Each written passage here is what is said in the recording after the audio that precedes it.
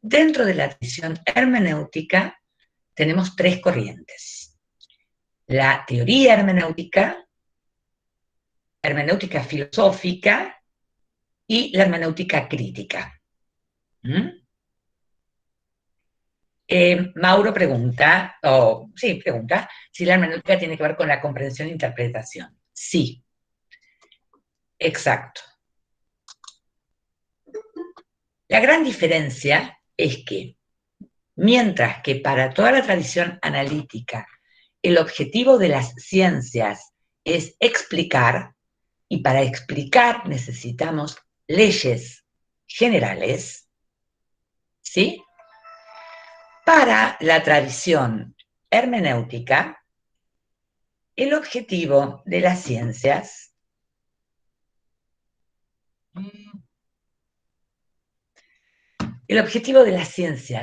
humanas, de las ciencias sociales, pero sobre todo humanas, no es el mismo. No es explicar y predecir por medio de leyes generales, sino, como decía Mauro, es la comprensión o la interpretación. Esas son las dos, digamos, los dos elementos, explicación por un lado y comprensión por el otro, que dividen las aguas, ¿sí? Por supuesto que los de la tradición hermenéutica no niegan que las ciencias naturales tengan que manejarse con leyes generales y que sus objetivos sean explicar. No hay problema, pero lo que sostienen es la autonomía de las ciencias humanas y sociales para poder hacer cosas. ¿Sí? Fernanda pregunta si la corriente analítica aceptaría las ciencias sociales como ciencias de verdad. Y más o menos. Lo positivista es un poco más flexible. Popper admitiría, en principio, a las ciencias sociales, no tanto así como a las ciencias humanas, y él tiene una propuesta, que es la ingeniería social, como una metodología específica para las ciencias sociales. Digamos que es un poco menos radical en el planteo. Pero pensemos esto. Pensemos que si para que algo sea ciencia tiene que tener leyes generales explicativas y las disciplinas humanísticas no tienen esas leyes generales explicativas, entonces no son ciencia. Así de sencillo. Mientras que, por supuesto, las humanidades dicen acerca de los otros, ustedes tienen una visión así de chiquitita acerca de lo que es la ciencia. La ciencia es algo mucho más que explicar por medio de leyes, y nosotros sí somos ciencias, pero trabajamos con métodos distintos. ¿Sí? Mientras la tradición analítica en general es monista metodológica, monos es uno, como monopatín, ¿sí? Monista metodológico, la tradición hermenéutica es pluralista metodológica. En el caso de Popper, yo diría que es dualista, pero no pluralista. Dualista es dos. O sea que habría como una metodología para las ciencias naturales y una, pero muy estricta y muy acotada, para las sociales. Pero no, yo no les di nada acerca de la propuesta de Popper en relación con las ciencias sociales, así que lo tomamos como bloque al positivismo, ¿sí? Perdón, a la tradición analítica.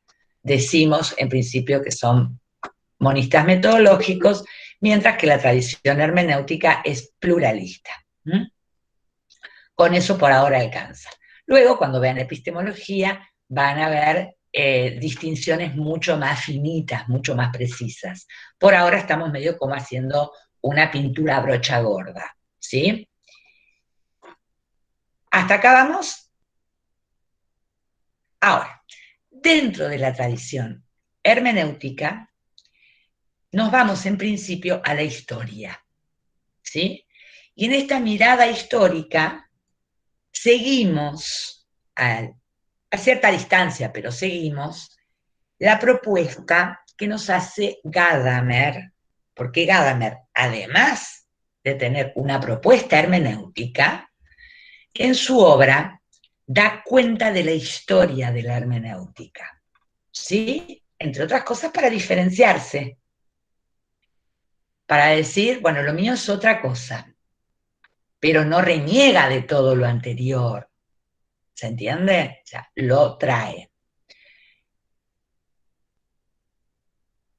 ¿Dónde nos vamos a buscar los antecedentes de la hermenéutica? Y podríamos buscarlos casi a lo largo de toda la historia de la humanidad, ¿sí? Porque los seres humanos siempre intentamos comprender y siempre intentamos interpretar. Pero en esta mirada de la hermenéutica como método, como un intento de construcción de un método, nos vamos a ubicar en los inicios de la modernidad, ¿sí? Cuando digo inicios de la modernidad, estamos hablando al mismo tiempo de fin de la Edad Media. Ahí se puede ubicar el inicio de los intentos de construir un método hermenéutico. ¿Mm? ¿Vamos bien? Entonces, hoy yo no tenía previsto dar ningún teórico, pero les cuento un cachito como para que entiendan por qué les aparece la palabra hermenéutica regional o hermenéuticas regionales. La cuestión es así, se producen una serie de acontecimientos que son los que dan finalización a lo que llamamos periodo medieval y comienzos de la modernidad o de la edad moderna. Depende de la historiografía, el gran acontecimiento es o la llegada del hombre europeo a América, lo que antes se llamaba descubrimiento de América, pero hoy ya no lo llamamos más así, y está bien que no lo llamemos más así, pero sería la llegada del europeo a América, o sea, estamos hablando de Colón, o sea que estamos hablando de el 1400 y algo, por lo tanto estamos hablando del siglo XV. ¿Mm? Finales. O bien, depende de la historiografía, se toma como acontecimiento histórico para inicios de la modernidad la caída del Imperio Romano de Oriente en poder de los turcos. Tomemos el acontecimiento que queramos en este sentido, ambos tuvieron efectos en ese mundo europeo. Y el gran efecto, entre otras cosas, fueron las pérdidas de las certezas que se tenían acerca. Espérenme un minuto.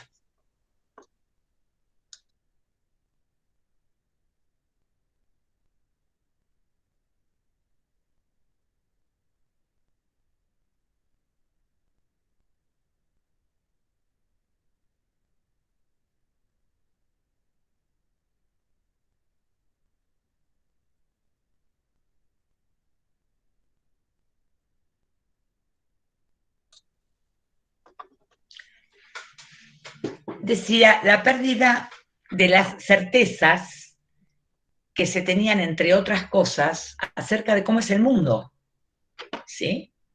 De repente les apareció nada más y nada menos que un continente del que no tenían teóricamente mucha noticia, o ninguna noticia. Por otra parte, llegaron a Europa, una Europa bastante ignorante, en donde el conocimiento estaba muy restringido, a donde la mayor parte de la población, pero la mayor parte en serio, no sabían leer y escribir, a donde no había divulgación de ningún tipo en relación con los textos. ¿Sí? Piensen que más o menos en esta época recién empieza la imprenta. Antes el texto se copiaba y era un trabajo que se hacía en los monasterios.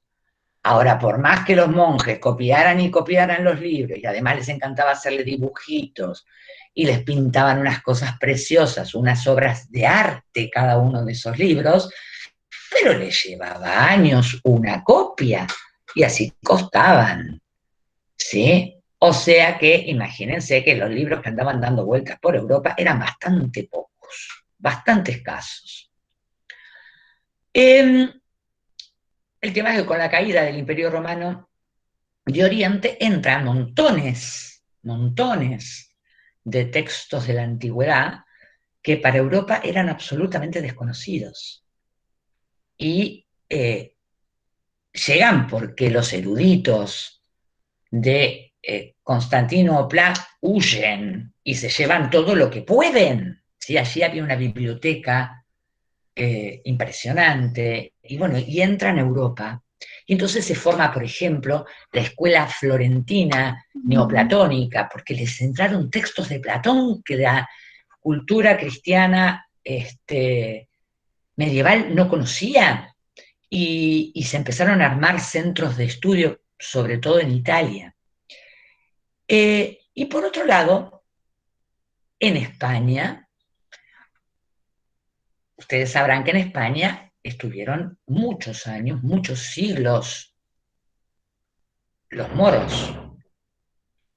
Y las poblaciones, en las ciudades moras, sí se conservó muchísimo del caudal de conocimiento antiguo, pero traducido, en muchos casos traducido. Entonces se armó un lío entre lo que estaba escrito en griego, porque venía de las fuentes primigenias, lo que había sido traducido a el latín, lo que había sido traducido al árabe, lo que había sido traducido a las lenguas judías, al hebreo. O sea, había un lío importante. Y además esta cuestión de que entraron montones de cosas que eran desconocidas. Esto genera toda una corriente de trabajadores intelectuales, los filólogos, que tratan de ordenar ese conocimiento, ¿sí? Y entonces allí comienza toda una, por ejemplo, agarrar la obra de Aristóteles, que ahora conocían mucho más que la que se había conocido durante muchos siglos, y estoy hablando de Aristóteles que se lo conocía mucho, en todos los siglos cristianos, y había que ordenarlo, porque además, chicos, piensen que en el medio hubo guerras, se quemaron bibliotecas, hubo persecución por parte del cristianismo de todo aquello que era pagano, y entonces se quemaba, y algunos trataban de conservar algo a riesgo de su propia vida. O sea, era una ensalada importante. ¿Eh? Y bueno, fue un trabajo muy riguroso esto de ordenar. De ahí viene, cuando encontraban un fragmento, tratar de ver a dónde lo metían, y viene esta noción de círculo hermenéutico, ¿sí? De tratar de que la parte coincida con el todo y que el todo cobre sentido a partir de la parte. ¿Qué parte? En este caso los fragmentos. En este caso los pedacitos de una obra que se iban encontrando. En algunos casos se encontraron obras completas, pero en otros casos no. Bueno, fue un trabajo enorme que se comenzó a hacer en estos inicios de la modernidad. Por otro lado,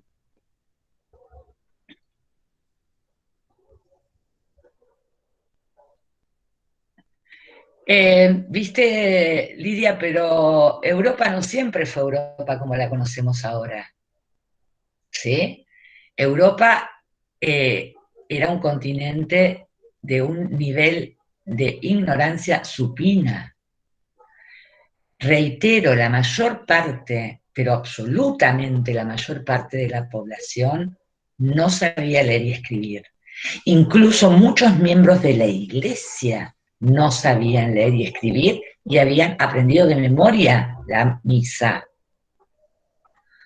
Eh, bueno, las clases gobernantes tampoco eran muy lectores, ¿eh? O sea, los señores feudales les faltaba rebuznar nomás, en su gran mayoría. Eran los señores de la guerra, punto. Y un señor de la guerra no necesitaba dedicarse a estudiar bibliografía, dedicarse a, en todo caso, si tenían los libros, los tenían, pero para decir, miren lo que tengo, como si fuera poco más o menos que que hoy un anillo de diamante, ¿sí? Pero no los usaban mucho. Sí había grupos que estudiaban mucho, sobre todo en las universidades, que ya existían, pocas, y en los monasterios, en aquellos monasterios que se dedicaban a esto, que no eran todos. Um, Mercedes dice, claro, esa fue la sorpresa de Sarmiento. Sí, pero ojo, Mercedes, no nos equivoquemos temporalmente. Acá estamos hablando de el siglo XV. ¿Mm? Y si vos me nombrás a Sarmiento, estamos hablando del XIX. En el medio hubo unos cuantos siglos y pasaron muchas cosas en esos cuantos siglos. ¿Sí? Entre otras cosas, una de las cosas que pasó fue la Reforma Protestante. Piensen que desde el plano religioso hubo un cisma, ¿sí? El cisma en el cual se rompe la cristiandad, ¿sí? Eh, Lutero, Calvino, estoy hablando de eso, yo ahora no voy a dar historia, pero concretamente se produce todo un...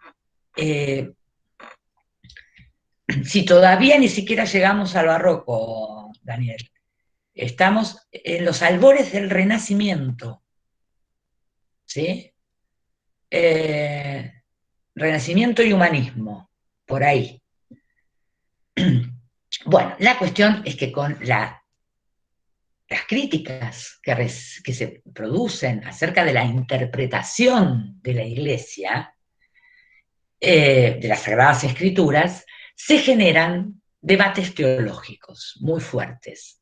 Debates teológicos, por un lado, en lo que hoy sería el catolicismo, y debates teológicos muy fuertes en lo que hoy denominaríamos el protestantismo. Entonces, esto generó otra rama de la hermenéutica que llamamos las hermenéuticas, de esto que vamos a llamar después las hermenéuticas regionales, que es la hermenéutica teológica, ¿sí? Que fueron estos debates que se dieron en el seno de cada una de estas corrientes religiosas para tratar de fundamentar su interpretación de las Sagradas Escrituras, ¿sí? Para tratar de darle fundamentos sólidos a su interpretación. Mientras no hubo conflicto, la Iglesia interpretó como le pareció adecuado interpretar, pero cuando alguien objetó con un cisma, con miles de muertos en guerras de religión por la espalda, cuando alguien objeta esto, comienza a ser necesaria la teoría para justificar una interpretación y no otra. Entonces ahí sería el surgimiento fuerte de la corriente hermenéutica teológica. Y finalmente hay otra hermenéutica que es la hermenéutica jurídica, que también se da con muchos desarrollos en este momento, porque piensa en la ensalada que había en una Europa que había sido imperio, que se había desmembrado el imperio, que había sido feudal, monárquica pero feudal, y luego que comienza a armarse los estados monárquicos, pero estados con una menor relevancia de los señores feudales y un surgimiento muy fuerte de la aristocracia que acompaña a la figura del rey.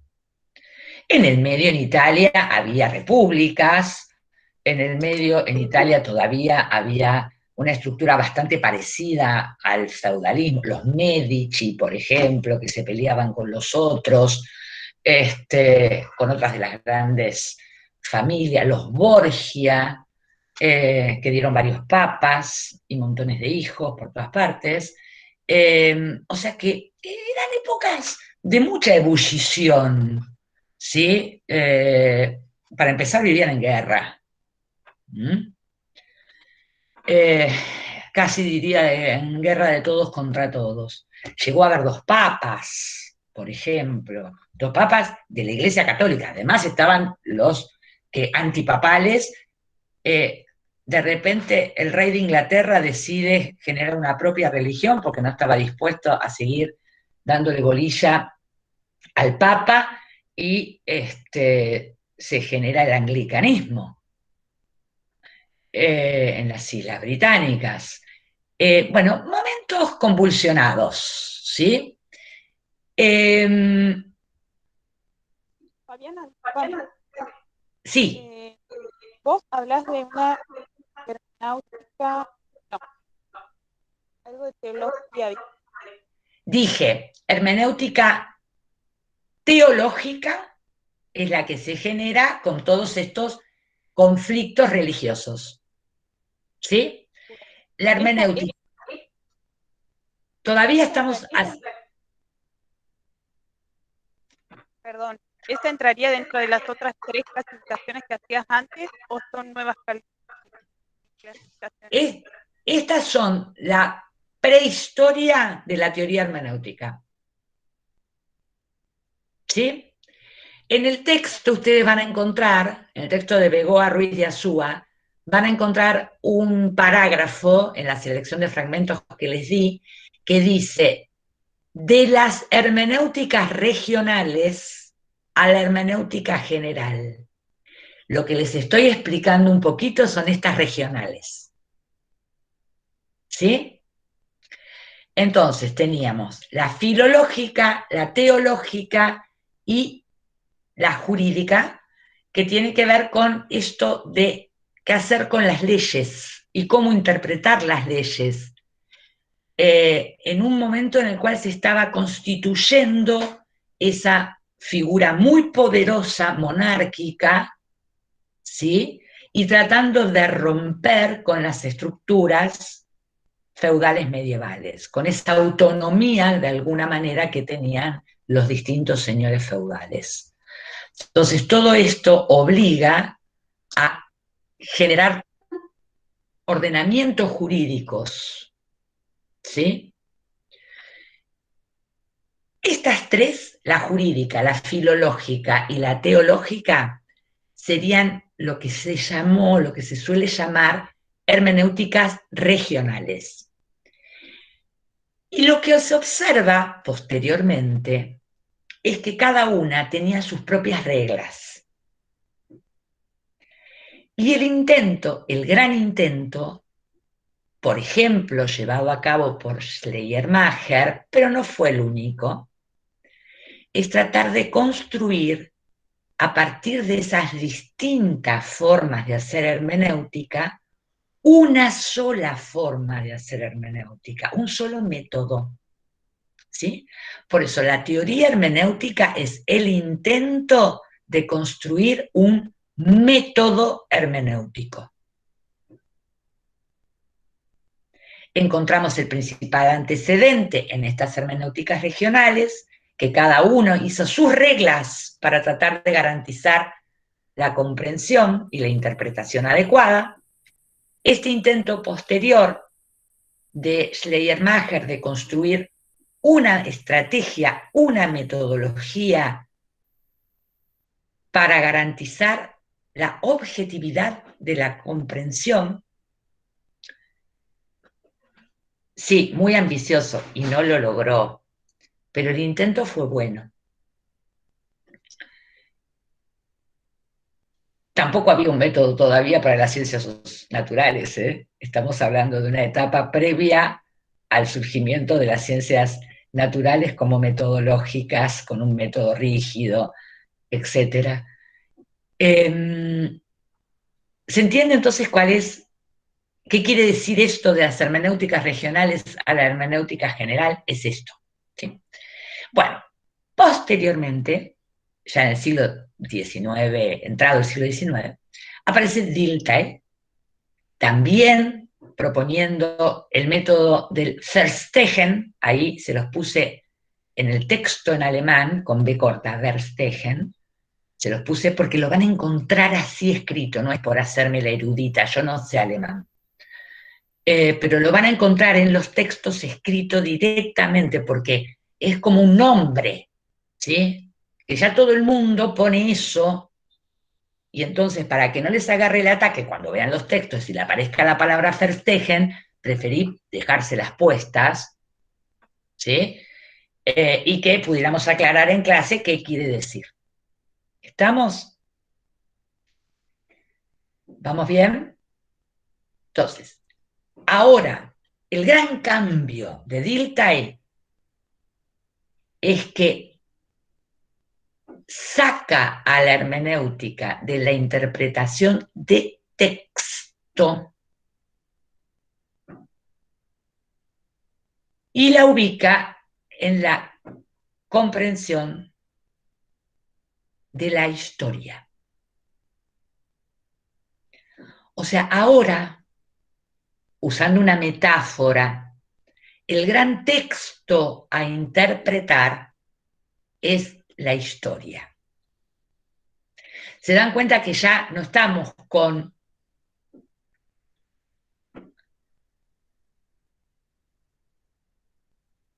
están tratando de hacer un método científico, ¿sí? Pero un método científico propio de las ciencias humanas.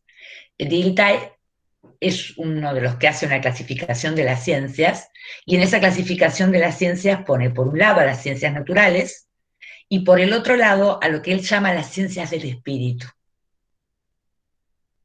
Las ciencias del espíritu serían las que hoy llamamos humanas. ¿Sí? Ahora, pensemos que la interpretación teológica, perdón, la hermenéutica teológica trabajaba sobre las Sagradas Escrituras. ¿Sí? Fueran las que fueran las Sagradas Escrituras, pero las Sagradas Escrituras. La hermenéutica filológica trabajaba sobre los textos de la antigüedad, pero sobre los textos. El caso de Schleiermacher intenta trabajar sobre el texto y sobre el autor. Schleiermacher intentaría tratar de meterse empáticamente en la mente del autor para tratar de conocer a ese autor y a su obra en su totalidad.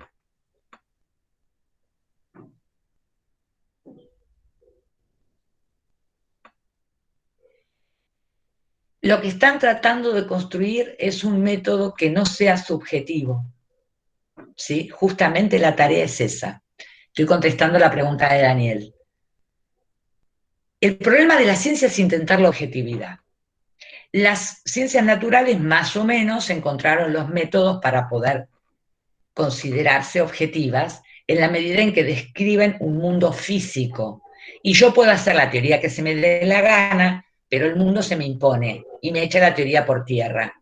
El tema es que con las nuestras, digamos, con las humanísticas, no tenemos un mundo físico que se impone a nuestras teorías, sino dice la teoría que hiciste es una porquería. Justamente el problema es que pues, estamos siempre al borde de caer en la subjetividad. En realidad, Sofía, las ciencias fácticas se dividen en sociales y naturales, porque las otras son las ciencias formales, y ahí está la lógica y la matemática. ¿Sí? Dentro de las fácticas tenemos sociales y naturales. Fáctico es hecho. ¿Sí? Viene de la palabra factum, que es hecho. Yo no sé si ustedes están escuchando como un siseíto en la grabación. No sé si es mi máquina. Ahí se cortó. Ahí se cortó. Bien. ¿Hasta aquí vamos bien? Entonces, el gran intento de Dilthey es ampliar el objeto de estudio de la hermenéutica a toda la historia. Y entonces acaban a entrar las culturas, acaban a entrar los monumentos, acaban a entrar las marcas que haya dejado una cultura en la historia, pinturas rupestres, pinturas de otro tipo. Todo esto ahora sería objeto de estudio de las ciencias del espíritu y por lo tanto a los que tendríamos que aplicar el método hermenéutico, ¿sí? La comprensión y la interpretación. Este proceso continúa y vamos a encontrar, por ejemplo, ya en siglo XX, un autor como Betti que intenta armar un método, una preceptiva del comprender. Preceptivas son preceptos, preceptos son normas, ¿sí? Normas que nosotros tendríamos que utilizar para garantizar no caer en una interpretación subjetiva. ¿Sí? Bueno, hasta acá se presenta la teoría hermenéutica. O sea, que otra manera de decir teoría hermenéutica es el intento de construcción de un método hermenéutico. ¿Sí? Por lo tanto, acá la hermenéutica es metodológica, claramente metodológica.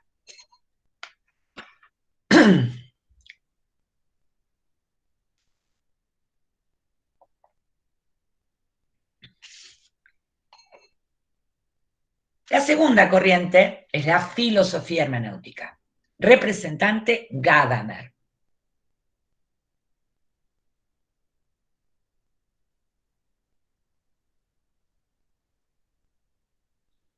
Y Gadamer lo que dice, esto anótenlo por favor con flujo, ¿sí? Gadamer lo que dice es, la hermenéutica no es prioritariamente un método.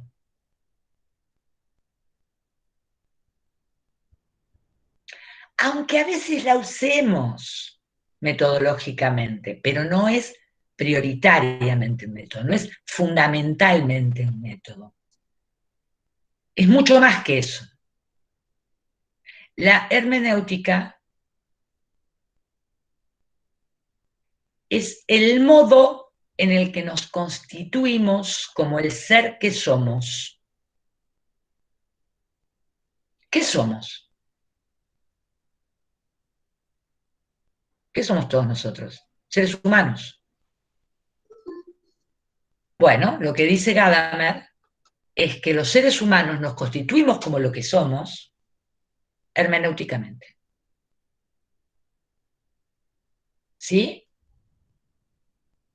Por eso decimos que la hermenéutica en Gadamer es ontológica. La ontología es una parte de la filosofía, una disciplina filosófica que se ocupa del ser, del problema del ser, el problema del ente y de las características que los distintos entes pueden tener. De eso se ocupa la ontología. De ahí que Gadamer dice que la hermenéutica es ontológica porque la hermenéutica es un rasgo constitutivo del ser que somos. O sea, nos constituimos haciendo hermenéutica. Nos constituimos comprendiendo.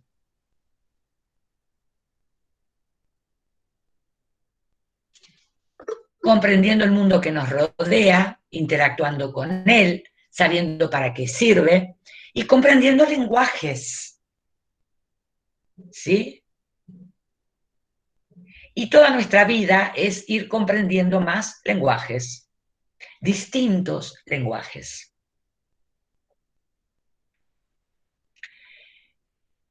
De ahí vienen todas las otras características de la hermenéutica en Gadamer, que es universal, por ejemplo. ¿Por qué? Porque hacemos todo el tiempo hermenéutica.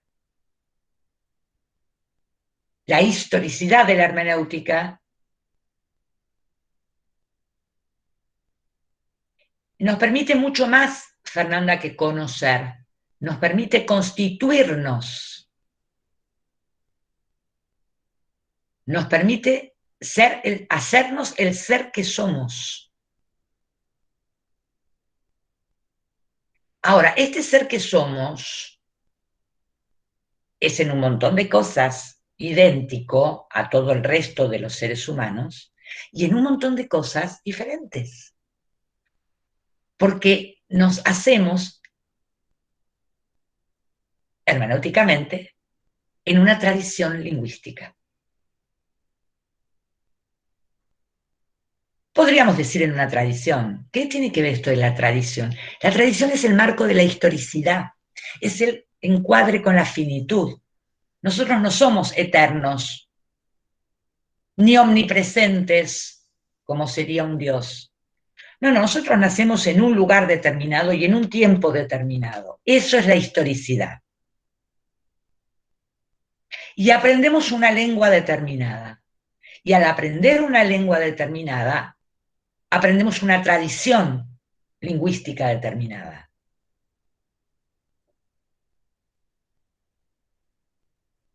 ¿Sí? No es lo mismo el mundo del pigmeo gutí del Congo que el de un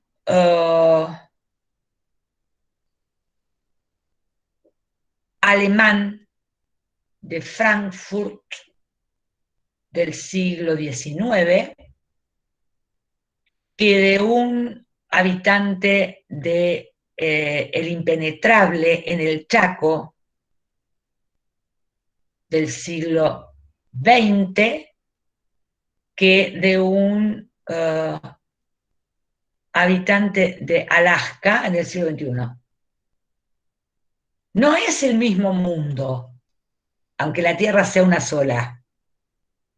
¿Sí? Porque el mundo nos viene dado por la tradición lingüística en la cual estamos inmersos. Tenemos palabras para nombrar las cosas que pueblan nuestro mundo. Y aquellas que no pueblan nuestro mundo, pues no tenemos palabras para nombrarlas. ¿Por qué? Porque no existen para nosotros. ¿Sí?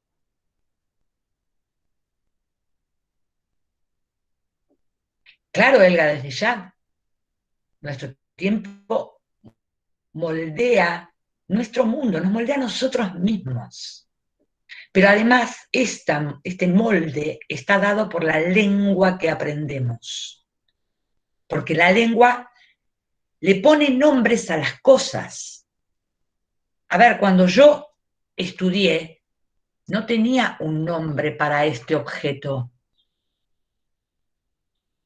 ¿Sí? Porque este objeto no existía.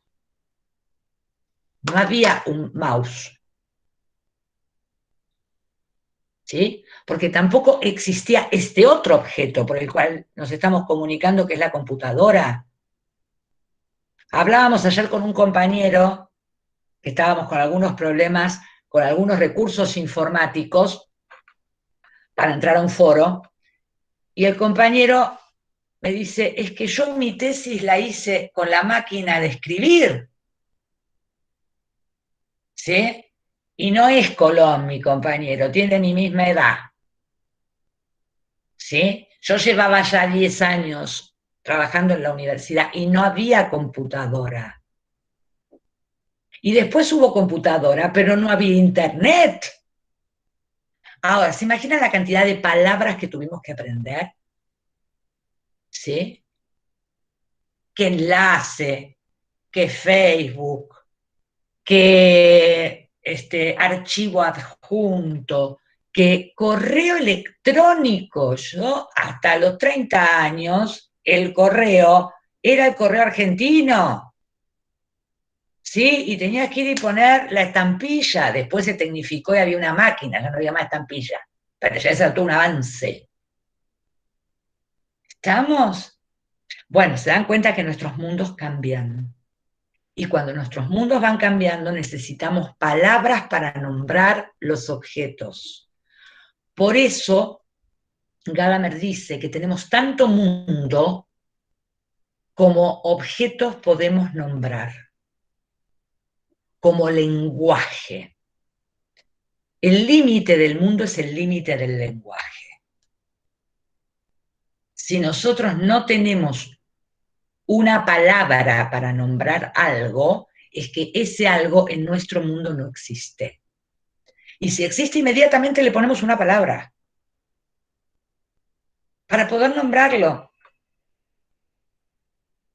Ahora, imaginen la consecuencia que esto puede tener, si Gadamer tiene razón, y yo creo que tiene razón, la consecuencia que esto puede tener cuando hablamos de que los estudiantes están perdiendo lenguaje, ¿sí? Que cada vez es más reducido el lenguaje académico que maneja un estudiante, por ejemplo, de escuela media, ¿sí? Si Gadamer tiene razón, eso quiere decir que en realidad tiene el mundo cada vez más chiquito. Lo dejo como incógnita, no me voy a jugar. ¿Sí? ¿Cómo no? Sí, sí. Profe, ¿a qué refiere con que se va perdiendo el lenguaje?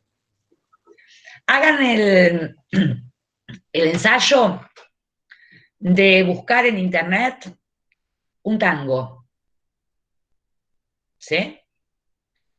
O una canción popular de hace 100 años. Y les aseguro que van a tener que ir al diccionario a buscar el significado del 40 o 50% de las palabras que están ahí. Hagan la experiencia de agarrar un escrito cualquiera, dije lo del tango o de música popular, porque eso era lo que cantaba el pueblo, no los eruditos. Y lo cantaban y lo entendían. ¿Sí? Y hoy no lo entendemos. Y lo entiende un profesor de literatura porque sabe el significado de esas palabras. Hoy las perdimos. Hemos adquirido otras, ¿sí? Por eso, hemos adquirido otras. Pero a la hora de tener que enfrentarnos con un texto y poder hacer hermenéutica o comprensión de un texto, nos damos cuenta que tenemos que ir al diccionario. A mí me gusta mucho leer novelas, muchísimo. Novelas policiales sobre todo. Y algunas históricas. Va, me gusta la novela histórica y la novela policial. Son traducidas generalmente en España. Tengo que leerlas con el diccionario al lado. Porque hay montones de palabras que son nodales en la historia que no las conozco. Y digamos que tengo cierto entrenamiento en leer teoría, y en la teoría las traducciones son académicas y el lenguaje académico lo tengo adquirido. Y sin embargo, ahí ya hay un montón de cosas que empiezo a hacer aguas, porque no estamos acostumbrados a usar la diversidad del lenguaje. La lengua española y la lengua castellana, como le queramos llamar, es enorme la cantidad de sinónimos que tenemos para un mismo concepto. Y sin embargo, hemos perdido la capacidad de utilizarlos. Hemos perdido el conocimiento para utilizarlos. No estoy diciendo Profe, que esté bien o esté mal, estoy diciendo que pasó, está pasando. le hago ¿Sí? una consulta. Sí. ¿Qué pasa si en realidad estamos midiendo con reglas o varas antiguas a la actualidad? Porque hoy por hoy hay muchos conceptos, con muchos conceptos nuevos, muchas palabras nuevas eh, que se utilizan que antes no. Tal vez si lo vemos de Por forma eso, al revés, es lo mismo para ellos.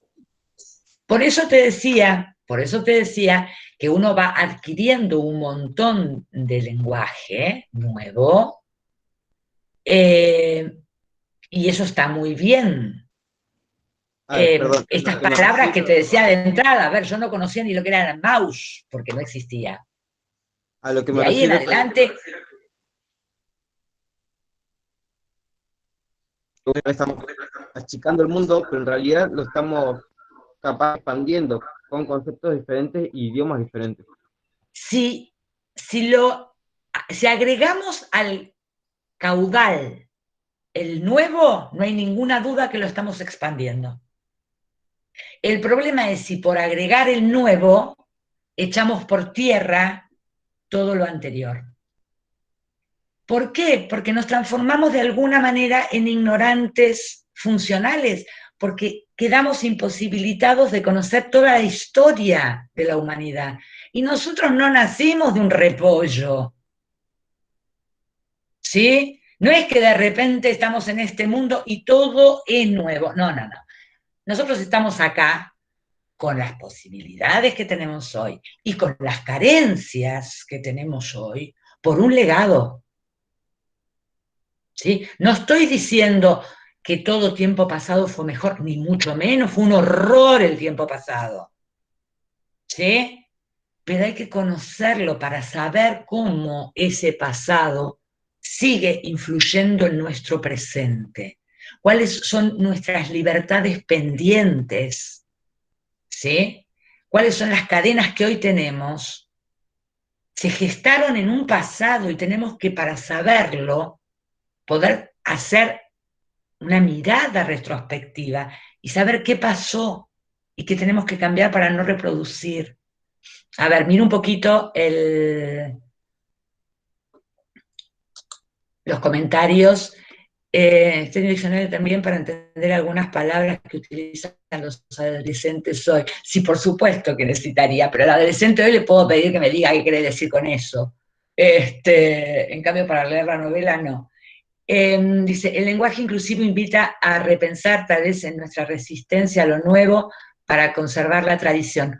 Ojo, acá hay una noción de tradición que van a tener que ver en Gadamer, porque la noción de tradición de Gadamer es fundamental, pero dice que la tradición es algo que está en permanente cambio, ¿sí? Dice, una tradición que es rígida, que se queda quieta, es una tradición muerta. Podemos estudiar tradiciones de la historia, supongamos la tradición de la antigua Grecia. ¿Por qué? Porque se terminó. Y entonces ahí ya está toda lista. Cualquier tradición lingüística en la cual nosotros estemos inmersos está en permanente modificación.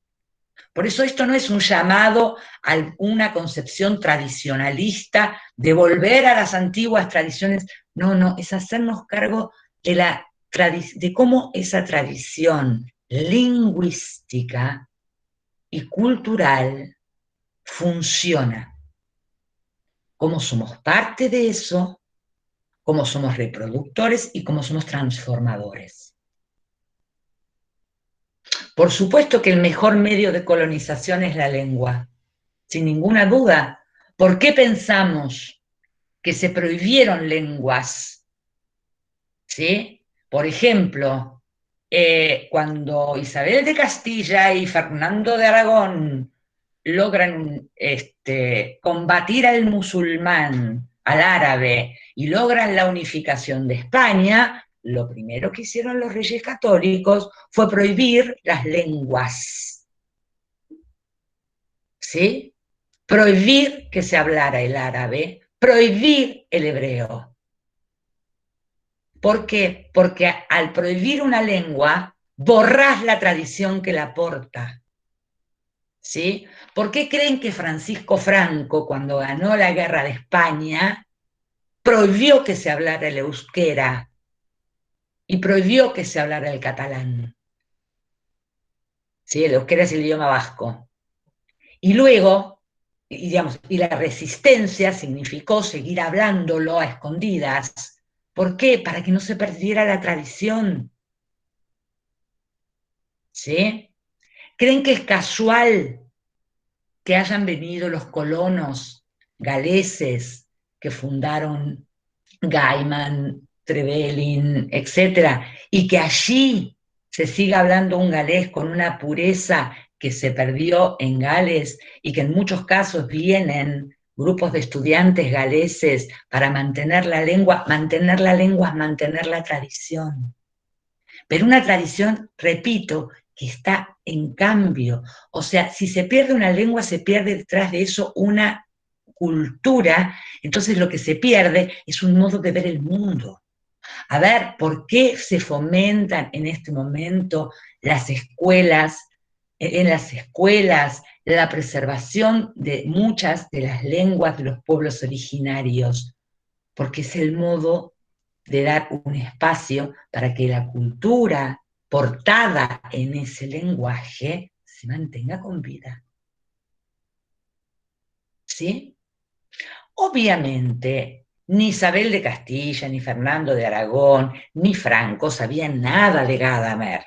¿Sí? Obviamente. Pero tenían muy claro que si hay una lengua que se habla, hay una tradición que se porta. Y si yo quiero erradicar la tradición, uno de los métodos fundamentales es erradicar el lenguaje. ¿Sí? Por eso, ante los comentarios que me hacían de si no hay nuevas lenguas, sí las hay, porque hay nuevos mundos y hay nuevas culturas que se están constituyendo y está bien que así sea, pero tenemos que también poder conservar en buena medida lo que se había logrado acerca de la diversidad del lenguaje, para también mantener nuestras diversidades culturales, ¿sí? Y modos de ver el mundo.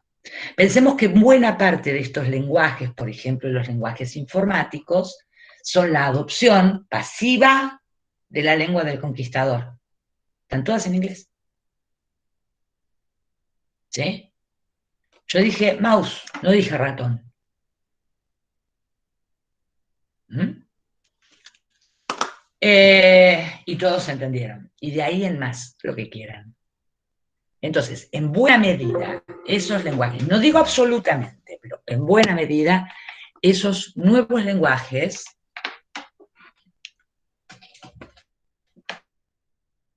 son la adopción acrítica de la lengua del conquistador. ¿Mm? Cuando universalizamos lenguas, pero no cualquier lengua, porque no universalizamos el euskera, no.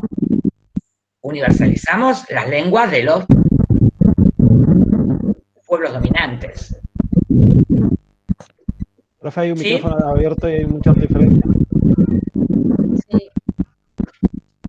A ver, veo Fabio, Ramona. Hola, ¿me escucha, profe? Sí. Quería hacer un comentario que por ahí, no sé si es atinente. Esto de la palabra, cuando hay ausencia, entiendo que también hay ausencia de recursos simbólicos. Nosotros veíamos como chicos en determinados contextos donde no circula la palabra ni circula la escritura, tenían muchos problemas de comprensión. Es más, se les armaba el destino hacia una escuela especial y en realidad lo que faltaban era el sostén de la palabra,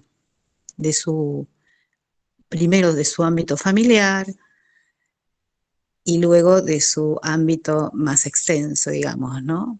La escuela, porque eran niños que fracasaban porque la herramienta de la palabra y de la comunicación no la tenían. Entonces, si uno no podía ver eso, realmente le cambiaba el destino de ese niño. Y ahí armamos unos talleres de cuentacuentos. Fue maravilloso ese trabajo, porque lo que hacíamos era compartir la palabra.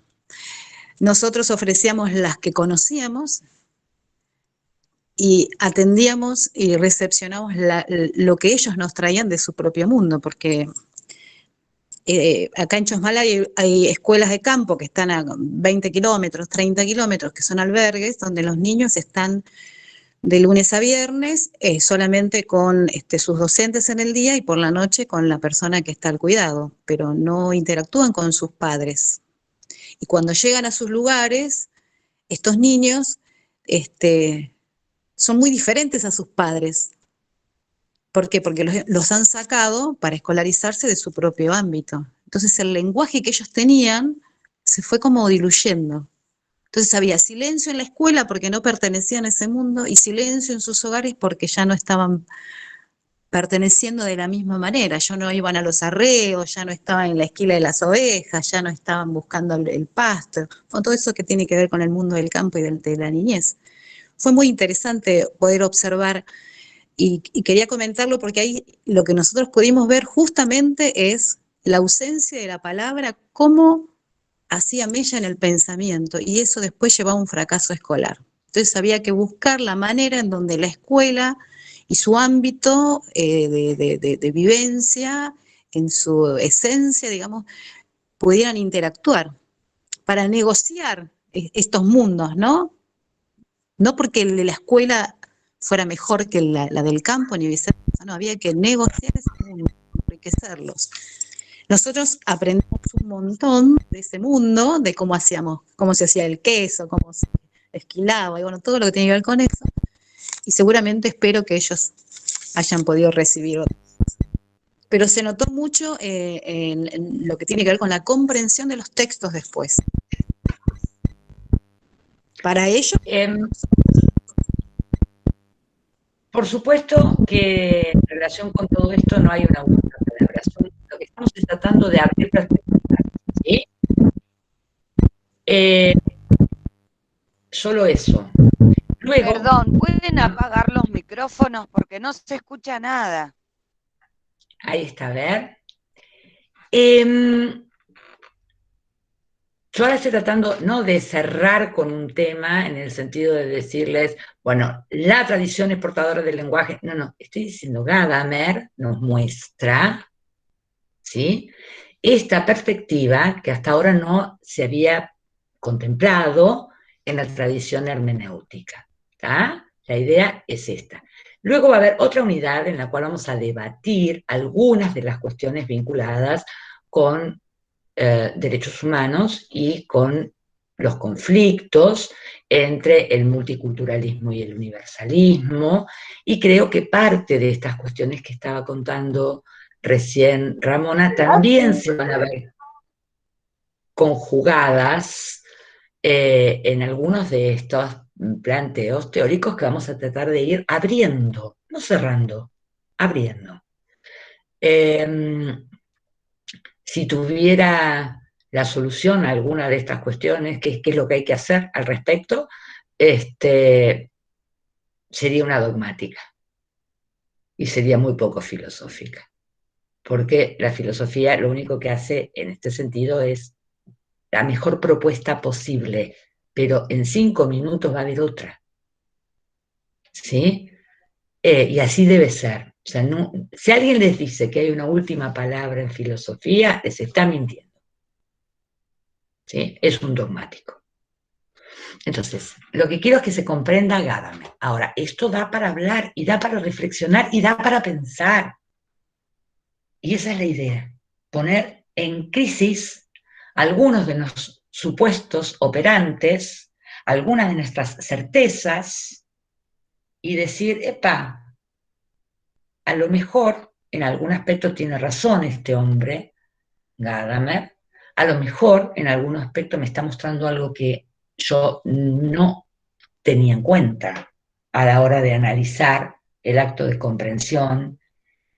Bueno, dentro de Gadamer es importante que tengan en cuenta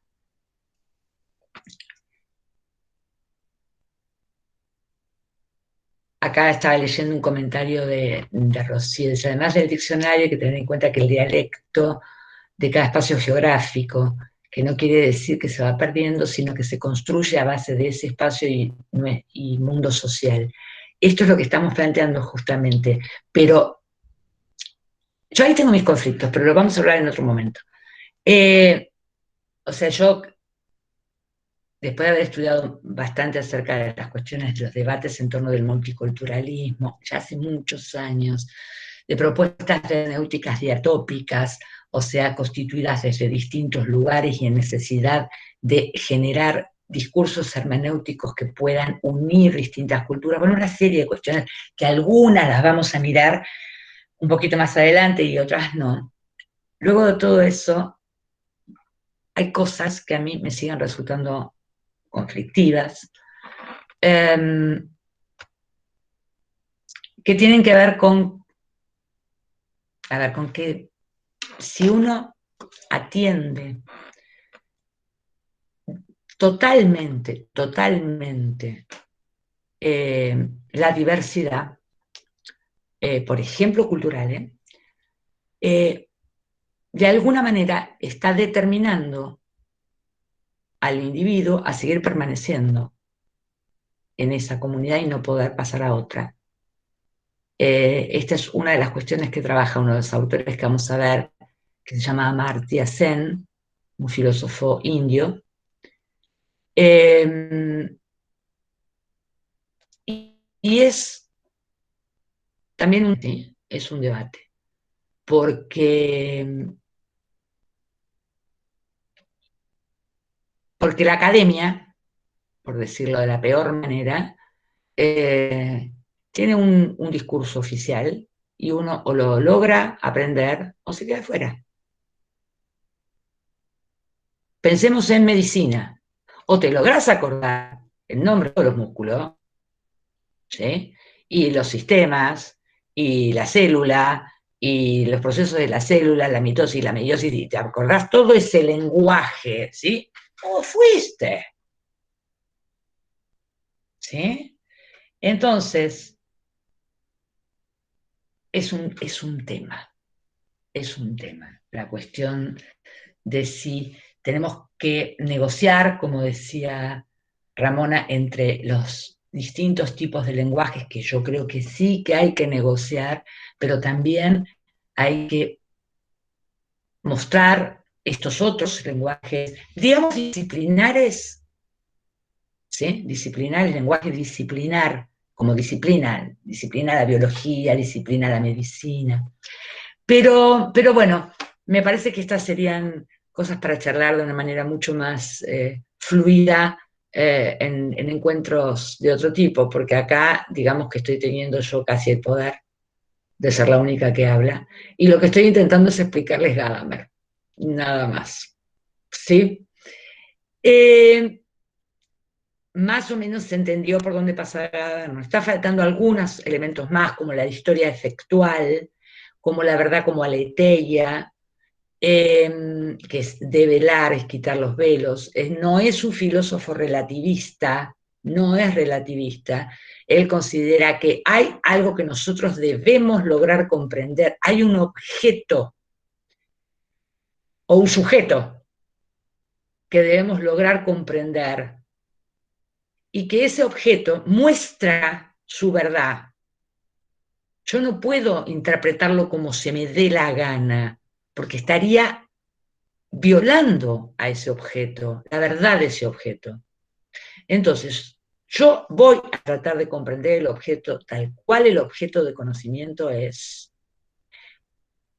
pero yo voy a ir desde donde puedo. Y ese ir desde donde puedo es ir desde mi trama de prejuicios. ¿Sí? Y entonces de ese objeto yo voy a poder conocer una parte. Por eso la noción de verdad como aletheia, la verdad como aletheia es una noción griega de verdad, que quiere decir, aletheia quiere decir develar. O sea, sacar los velos. Ahora, de un objeto que está velado, yo puedo sacar algunos y entonces voy a conocer una parte de ese objeto. Otro momento histórico u otra cultura puede tal vez sacar otro velo y ver otra parte de ese objeto. Si además estudiamos las interpretaciones que de ese objeto se hicieron antes, yo puedo tener la mía, pero además saber todas las otras, y entonces puedo ver un poquito más de esa, puedo develar, sacar algún velo más. ¿Sí? Entonces, la verdad, para Gadamer, es objetiva, pero siempre parcial.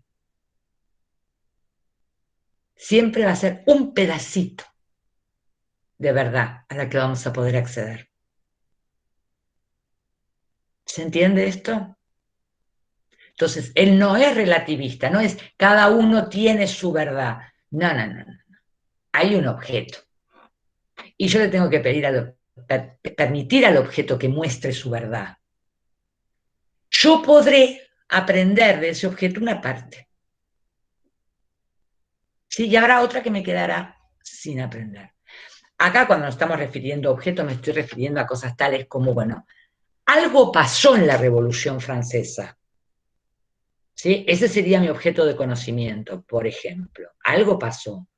Lo que pasó no depende de interpretaciones. Lo que pasó, pasó. Luego, las distintas miradas para dar cuenta de eso que pasó prestan atención a distintos aspectos y entonces para algunos va a ser una revolución burguesa, para otros va a ser la primera revolución proletaria, para otros va a ser el inicio de que se pudrió todo, que es esto de los derechos de la humanidad, ¿sí? A partir de que se dijeron los derechos se pudrió todo. Bueno, o sea, depende quién lo mire, habrá, pero algo pasó ahí. ¿Sí? ¿Se entiende esto?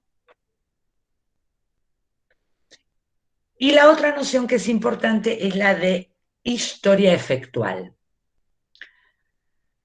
El gran problema de la historia como ciencia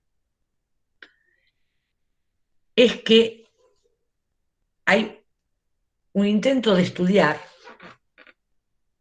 algo que no es. ¿Por qué digo algo que no es? Porque el hecho, el acontecimiento histórico, ya fue. ¿Sí? Y lo que ya fue, ya fue. ¿Cómo hago para estudiar algo que ya no es?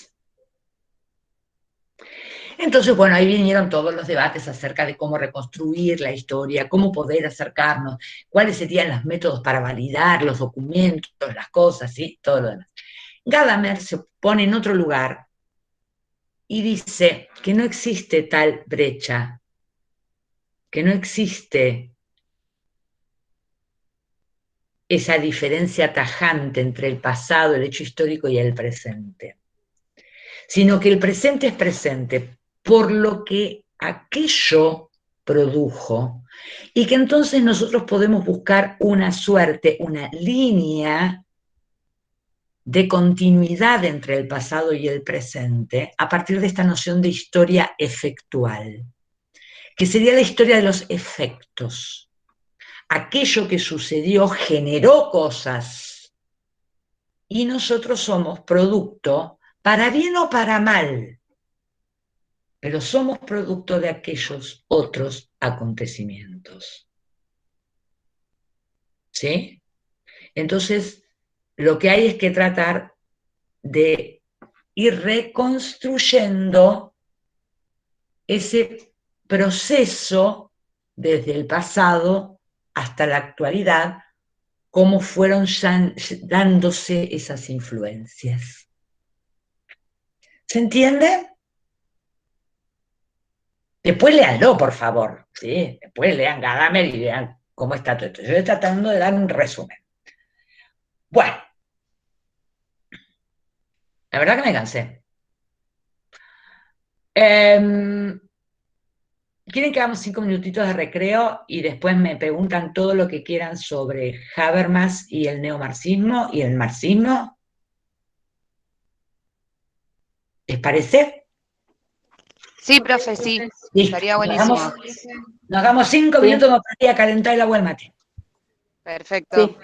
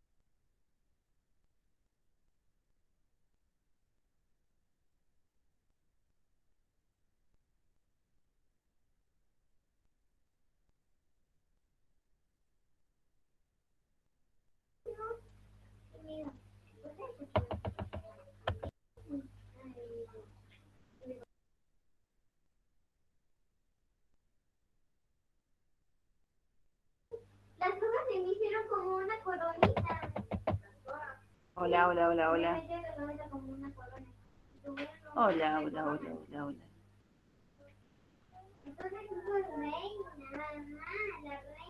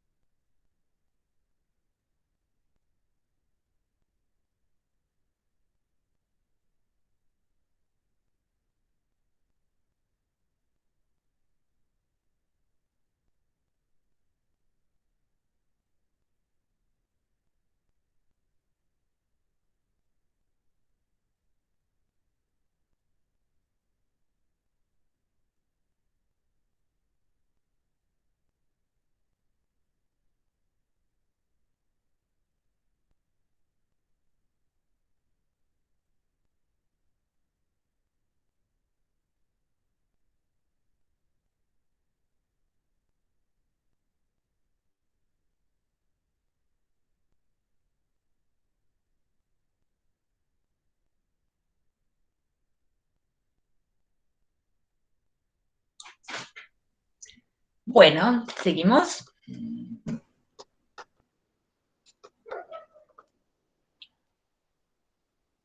Avísenme si están. Sí, profe, estamos acá.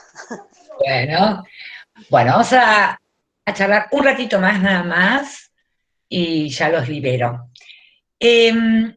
Lo que estaría faltando es presentar la crítica hermenéutica o hermenéutica crítica, ¿sí? Les voy a dar, para empezar, un resumen. En primer lugar, nosotros vimos,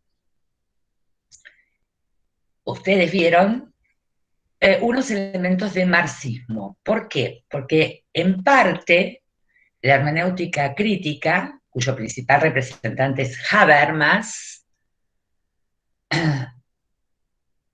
es neomarxista.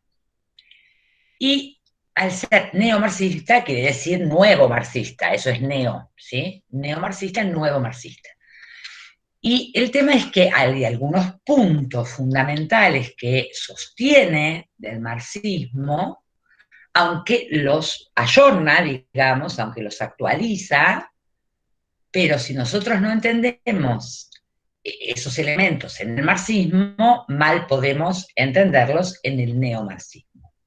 Y estos serían dos nociones fundamentales las que ustedes tienen que revisar, que es la de la alienación del trabajo, el trabajo alienado en la sociedad capitalista, que es una noción de Marx, y que esa forma de trabajo alienado provoca otras formas de alienación derivadas del trabajo alienado, ¿sí?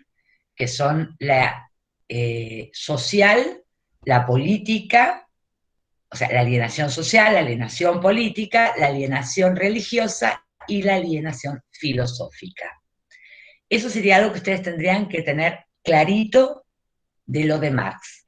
Yo sé que los textos, tanto el de Marcuse como el del propio Marx, tiene montones de dificultades en las cuales no podemos reparar en forma puntual, ni falta hace, ¿sí? Lo que necesitamos que manejen bien es esta noción de por qué el trabajo aliena en la sociedad capitalista, o por qué hablamos de trabajo alienado, y las formas derivadas de esa alienación, ¿sí?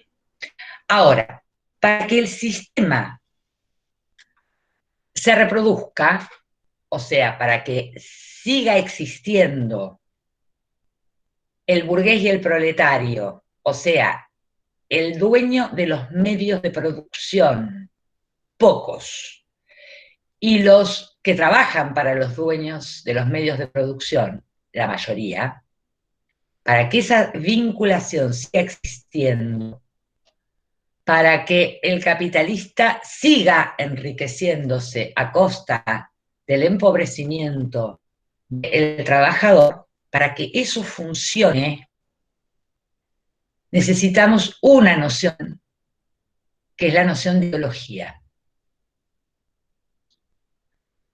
La ideología en el marxismo es falsa conciencia. ¿Y qué quiere decir falsa conciencia? Quiere decir una visión invertida de la realidad. ¿En qué sentido? Invertida. Bueno, en hacer pasar como natural cosas que no lo son. ¿Qué quiere decir? Si algo es natural, ¿se puede cambiar?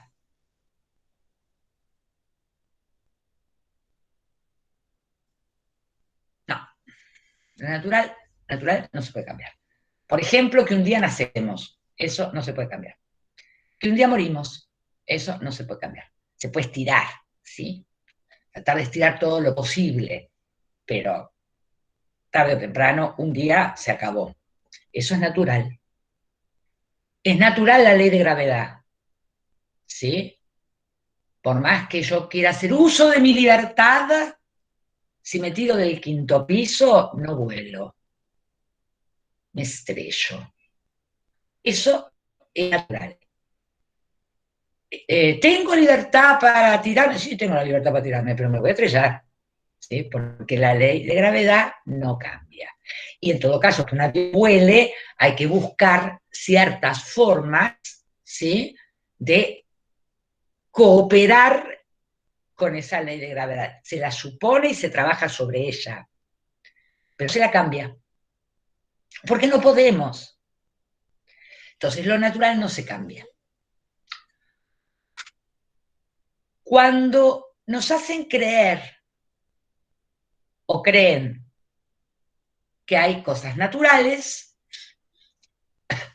no se pueden cambiar. ¿Hasta ahí vamos? Bueno, la ideología lo que hace es hacernos creer que son naturales cosas que no son naturales. O sea, en otras palabras, que son incambiables cosas que sí son cambiables. ¿Se entendió esto?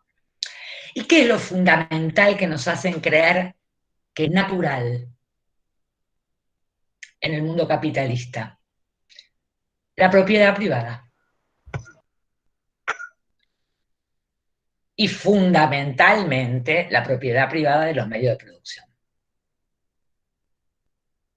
¿Sí? Si nos creemos eso, si todos nos creemos eso, nadie promueve un cambio en ese sentido. Y entonces se reproduce el sistema de dominación. El sistema de dominación de unos pocos por sobre las mayorías. Porque si no es impensable. ¿Sí? ¿Cómo puede ser que aceptemos pasivamente que haya unos pocos que sean dueños de todo y la gran mayoría no seamos dueños de casi nada? Entonces, para que eso funcione, se reproduzca, siga sucediendo, existe la ideología. Esto de hacernos creer que hay determinadas cosas que son naturales. Esta noción de ideología y esta noción de dominación es algo que hereda Habermas del marxismo. Y por eso su propuesta es una crítica a la hermenéutica, diciendo que nosotros tenemos diferentes intereses cognitivos y que para cada uno de esos intereses cognitivos construimos diferentes tipos de ciencias. ¿Sí? Uno de los intereses cognitivos es el de comprender las normas, las reglas y los valores que operan en nuestra sociedad. Y para eso sirve la hermenéutica. Es un buen método para comprender todo eso. En lo que acabo de decir que para Habermas la hermenéutica de nuevo es un método, ¿sí? Pero que no se trata solo de comprender, sino que también se trata de transformar. Y para eso la hermenéutica no alcanza. Entonces, el otro interés sería el interés emancipatorio. O sea, romper las cadenas de dominación. Y para romper las cadenas de dominación necesitamos ciencias emancipatorias. Teorías críticas. Y entonces ahí es donde propone su metahermenéutica, su pragmática trascendental. Metahermenéutica en el sentido que es una reflexión crítica acerca de la hermenéutica y su propuesta es la pragmática trascendental. Ahora, la ideología, Habermas no la va a definir como el marxismo, la va a traducir a términos actuales. Mientras que para Marx y para el marxismo la ideología era falsa conciencia, en Habermas la ideología va a ser lenguaje sistemáticamente distorsionado.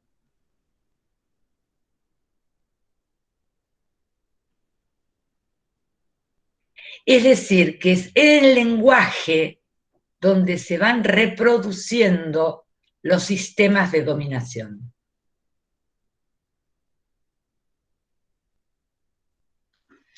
Retomo acá el comentario que escribió Lorena, que dijo, también me parece que hay una colonización a través del lenguaje. Estamos hablando de eso, no solo colonización, sino además dominación.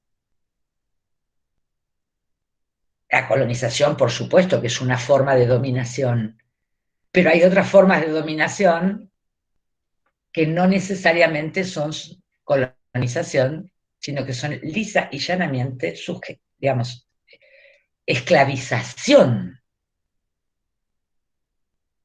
¿sí?, de una parte de la sociedad, la mayoría, por parte de una minoría.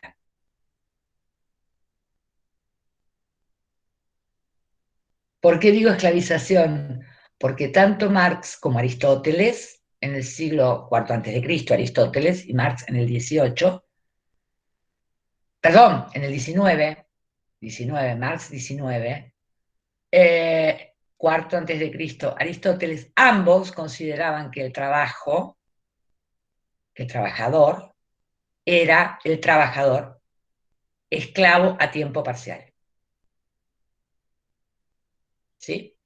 ¿Por qué? Porque en la parte de nuestro día en la cual estamos trabajando no somos sujetos de derecho. No somos libres. No podemos hacer lo que queremos. Tenemos que hacer lo que nos mandan.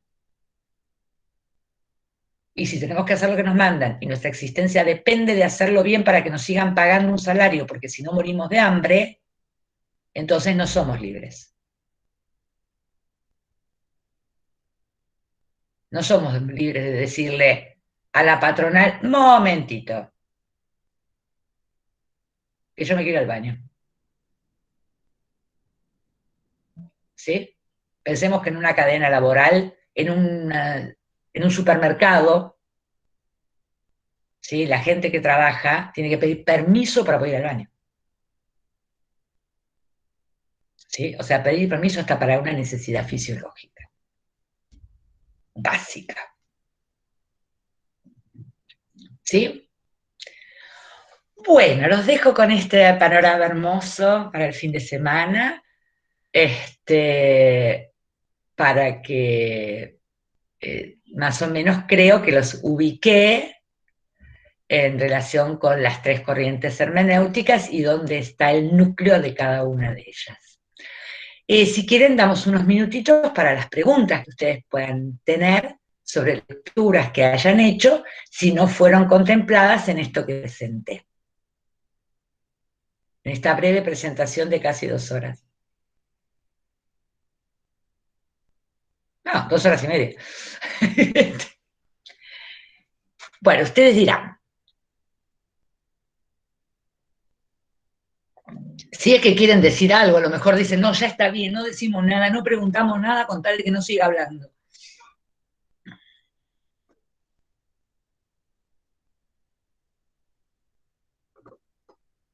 Profesora, Sí.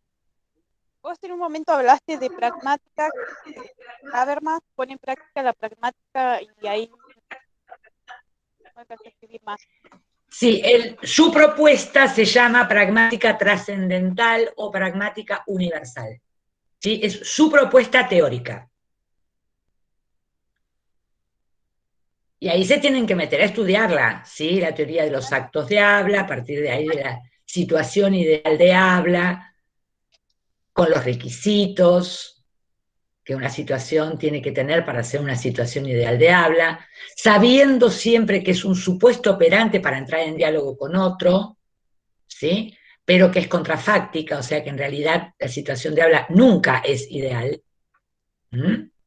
Pero bueno, todo eso lo pueden mirar con más detenimiento, todo junto en una sola clase no lo podemos tratar, y les sugiero que las dudas que tengan, que las van a tener, las veamos en horario de consulta, que de acá a que tengan que presentar su parcial va a haber por lo menos 3, seguro. ¿Sí? Perfecto, profe. Me parece que sería hacerles mucha ensada explicarles además la teoría de Habermas.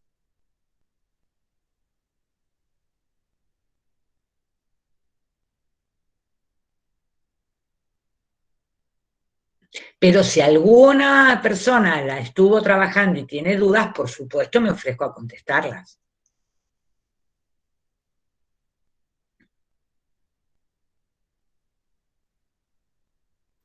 Profesora, buenas Yo, tardes. Yo quiero aprovechar el espacio, esto es una cuestión técnica más que nada, porque bueno, yo no tengo grupo para realizar el trabajo, soy de Trelew, de Chubut, le escribí un mensajito por la PEDCO, pero bueno, aprovechando que quizás estamos todos, o gran mayoría hoy, vi que en el chat me escribió Silvina Barreiro, también era de Chubut. Bueno, me gustaría poder solucionar ese tema y si no, bueno, ver la posibilidad de realizar el parcial sola.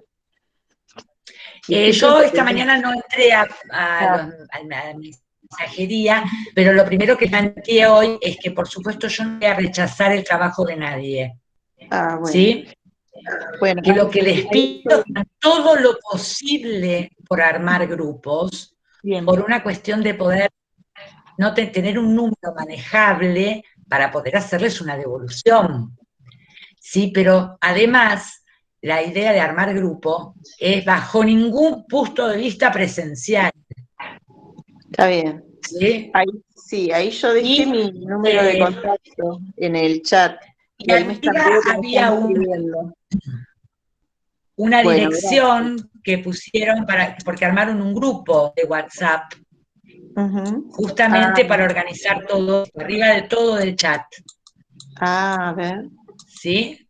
Bueno, gracias. Entiendo que están armando un grupo de WhatsApp a donde se van a poder poner de acuerdo para armar los grupos para el parcial. De todas maneras, les reitero, yo no les voy a rechazar un trabajo porque sea presentado en forma individual. Les pido que hagan todo lo posible por hacerlo grupal para llegar a corregir, porque tengo 500 estudiantes este cuatrimestre. Está bien, bueno, ¿Sí? Y en esta materia estoy sola. Está bien, muchas gracias. ¿Sí? No, por favor. ¿Alguien más quería preguntar algo?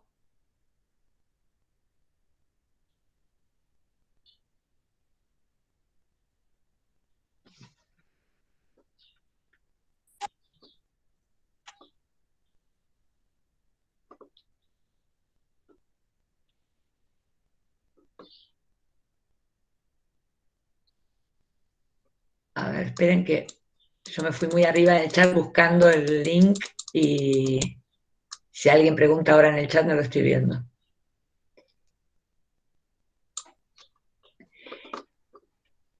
Me preguntan si voy a continuar la clase que viene con Habermas. No. Habermas, la parte de epistemología de Habermas, no. Habermas incluso se incluyen preguntas acerca de Habermas en el parcial. Por eso lo que les sugiero es que si tienen dudas, vengan a los horarios de consulta de los lunes. ¿Sí? Primero léanlo detenidamente y cuando les surjan dudas, se suman al horario de consulta, revisamos en el horario de consulta. De todas maneras, las preguntas que se hacen para el parcial de Habermas no son de un nivel de dificultad que pueda producirles un obstáculo, ¿sí?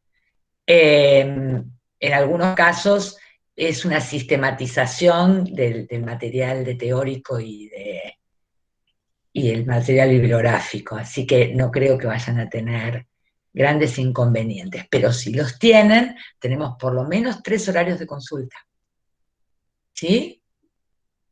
En los próximos lunes. ¿Hacemos así, Roxana?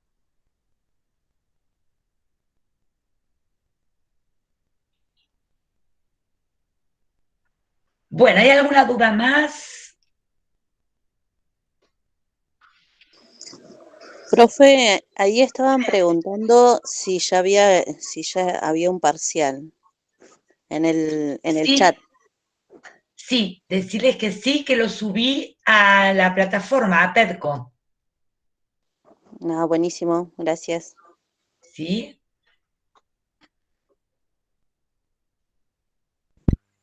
Profe, usted lo chequea. Estoy abriendo y aparece en blanco.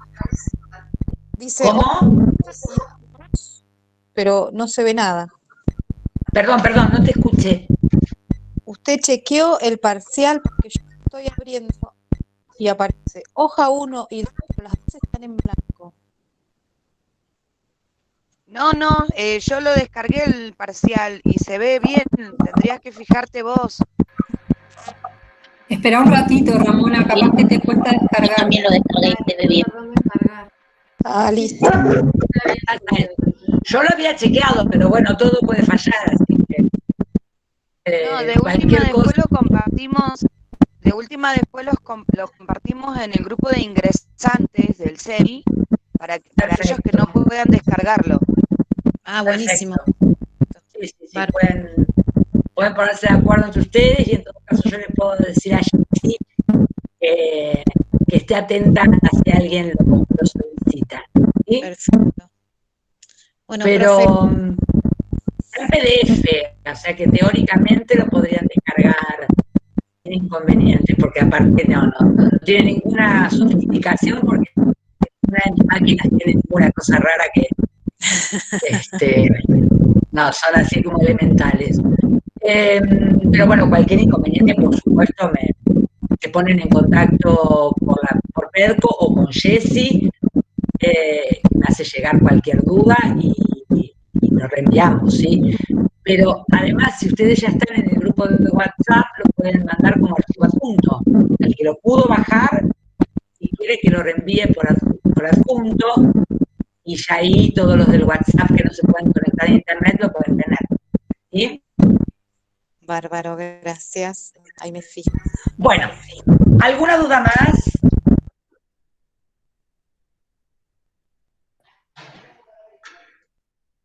¿A qué hora nos va a dejar ir a comer? Esa es la duda.